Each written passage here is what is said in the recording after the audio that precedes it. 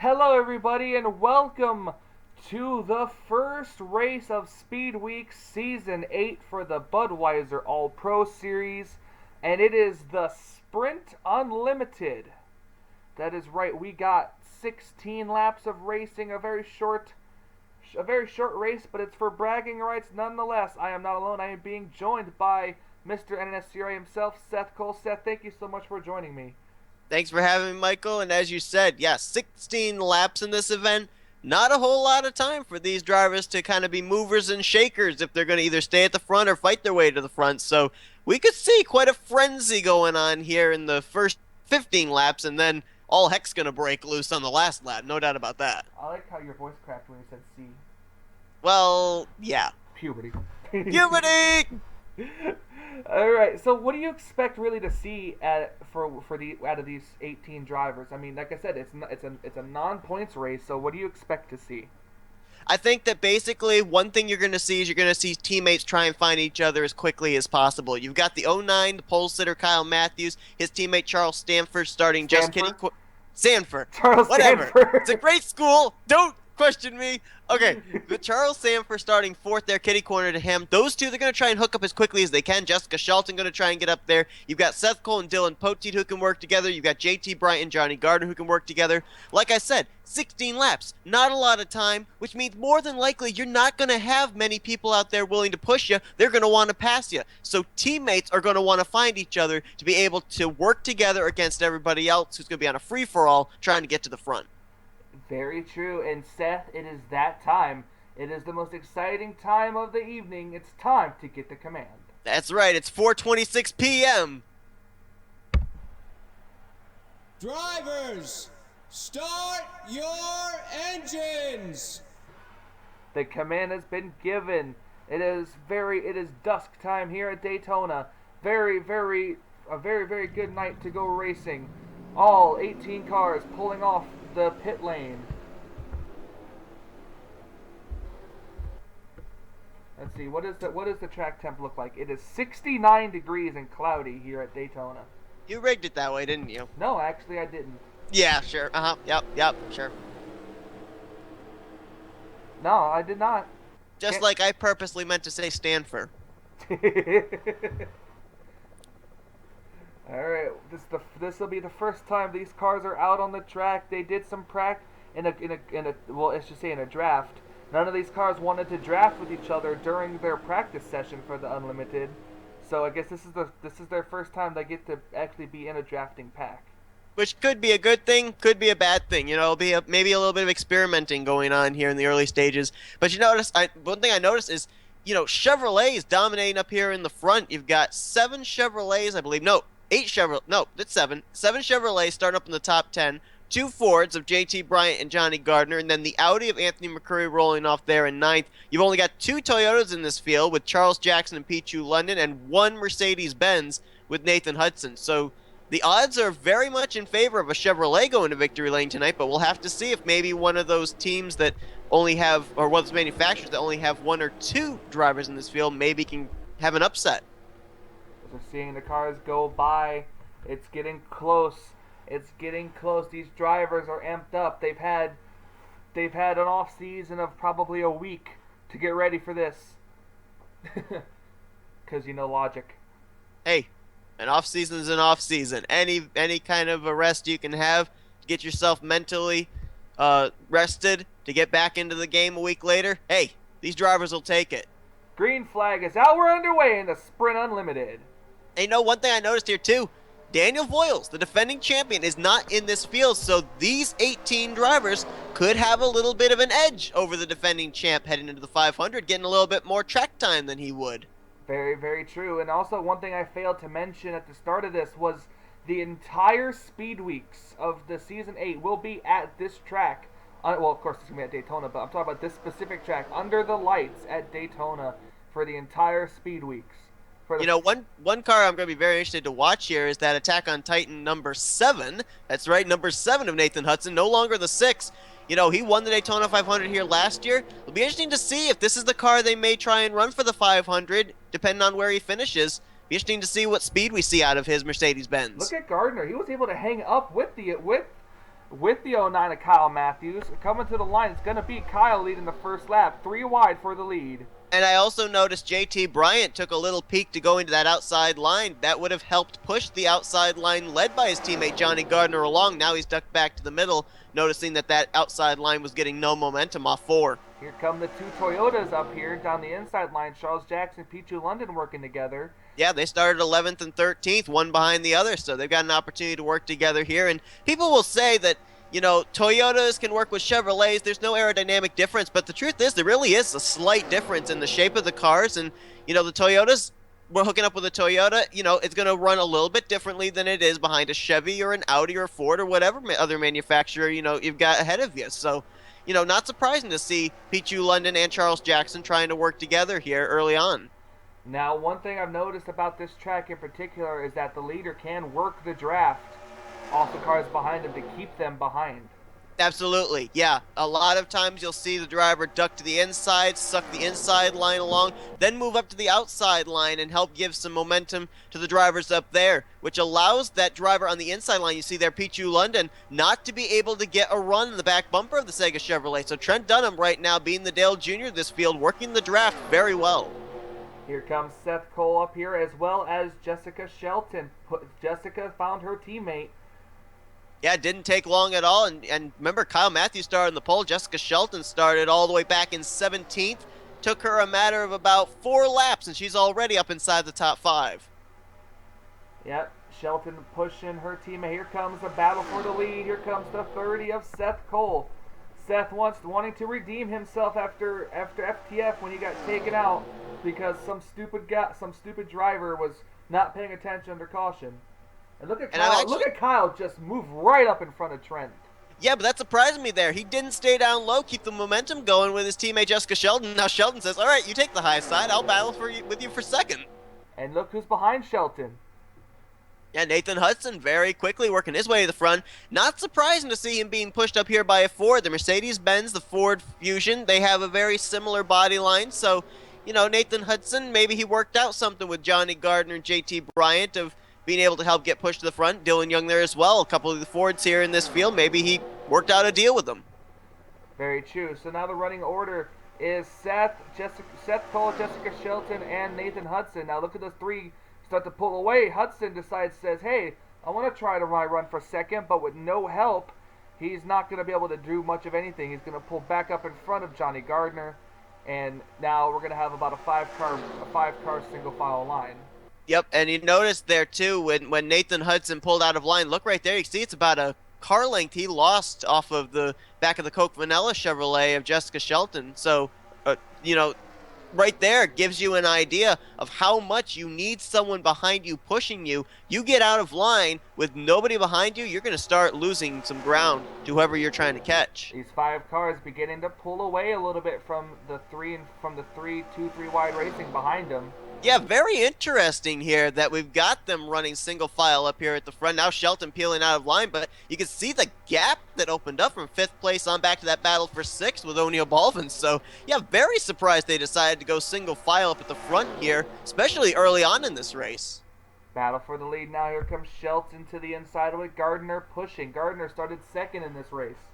And here's the interesting thing, too. Right now, Seth Cole, Dylan Pote, they're the only 2 up here that are teammates in the top 5, but they are separated from each other, and they got to work out some way to be able to hook up so that way they can try working up towards the front. Yep. But now you look in the rearview mirror, you see everybody else coming up. Yep, them racing side by side like this brought that second pack right up to them. Now they're all back up here. So look at 3 Seth. wide further back there.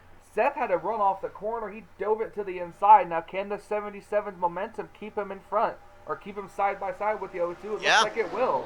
Yep, kept his right front to the inside of Jessica Shelton's left rear and going to use that. Look at that, all by himself through turns 3 and 4 using the inside lines. Going to clear Shelton for the top position. Shelton says, not so fast. Crossover move there in the triangle. And Seth blocks. Yeah. You can tell those 2 are just having fun right now. Oh, absolutely. You know, that's the one thing that's so great about Sprint Unlimited and the All-Star race is there are no points on the line. They're battling for bragging rights, they're battling for a big check at the end, but there's no points on the line. There's no chase opportunity on the line. These drivers are just out there having fun, seeing who's the best driver on the track. And kudos to Nathan Hudson for just keeping it interesting up here as well. Like I said, 3-car breakaway. Now here comes JT Bryant up here. Nathan Hudson had to do it all by himself, too. He kind of lost touch with JT Bryant and O'Neal Baldwin, and he kind of had to do it all by his lonesome, staying in the slipstream of the 30 and the 02, and managed to stay up there in third place, but he's got JT Bryant challenging for that spot right now. Halfway through the Sprint Unlimited, 4-car breakaway up at the front.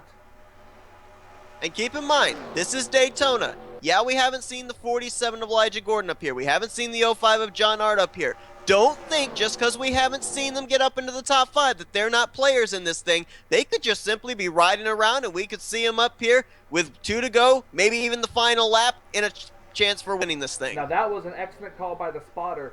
The 02 saw the 02 spotter saw the 77 duck low, so the 02 went right. So Jessica went right down with them.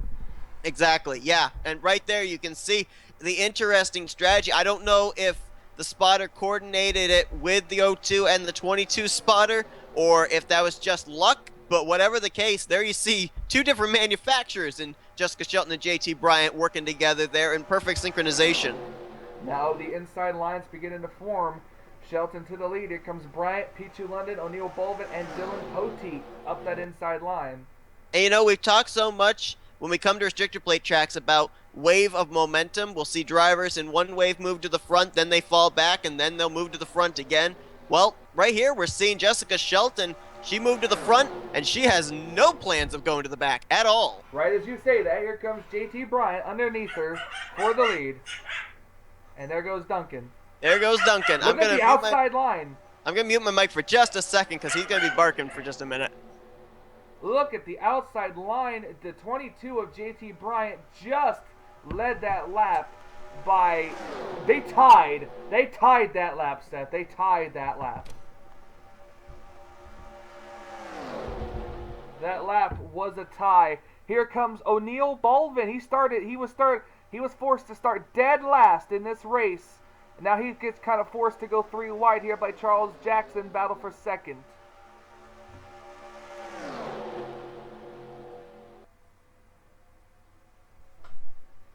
Coming up through the field here in the Sprint Unlimited, JT Bryant has it. Charles Jackson wants it. Here comes Benjamin Miles in the 24 car.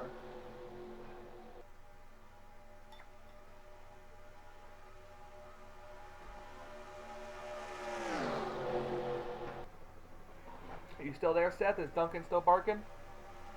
I'm still here, but he's still barking. You're good. You can keep your mic unmuted. All right. Yeah. We all love Duncan anyways. Duncan's just really excited about this race. We all love Duncan anyways. So, another 4-car breakaway here. JT Bryant, Charles Jackson, the 24, Benjamin Miles trying to get the outside, tries to close the door. Oh, I think he might have almost made some contact with Charles Sanford there. Those two got really close there in 3. Coming up, but I think it's going to be 4 laps to go this time. Now the 24 stays in front of the 03. He's going to pull up in front of the 1, but it's still just JT Bryant leading the field.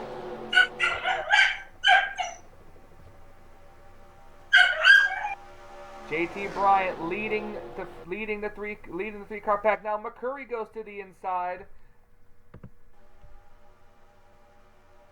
That's the first time I did that. McCurry tries to go to the inside. Look at the 24 battling up on the outside.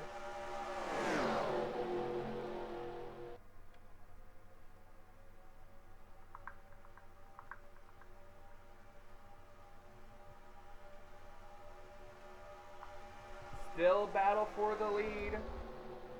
JT Bryant with 3 laps to go.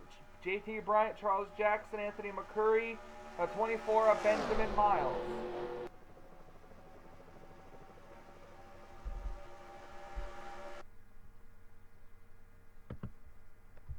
Whoops. Now here comes JT Bryant, or if Anthony McCurry tried. Here comes Charles Jackson now going to turn to the inside. Charles Jackson says, I got the momentum, let me try it. Charles not going to pull to the inside of the racetrack. He is going to try to hold the lead. But here comes JT Bryant battling back on the outside line. Charles Jackson going to think lead the lap. 2 laps to go here at Daytona.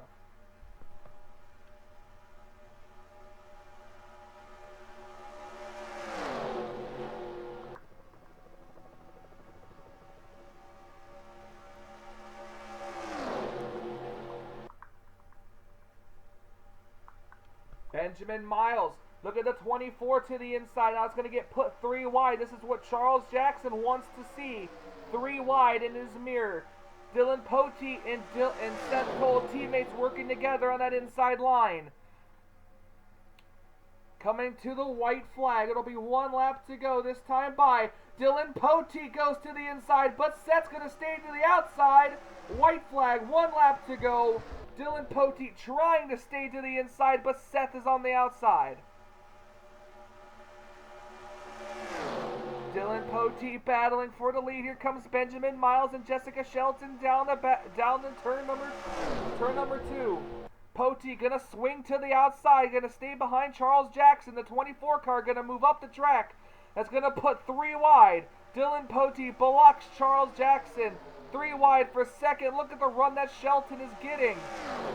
Shelton with the help of Nathan Hudson. They're coming up through the pack. Off of turn number 4 for the final time. I don't think there's going to be a move made. Shelton goes to the inside, but with no help.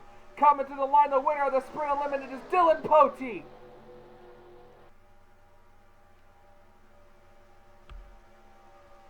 Dylan Poteet wins the Sprint Unlimited by 1/100th of a second. Oh my gosh, what a move.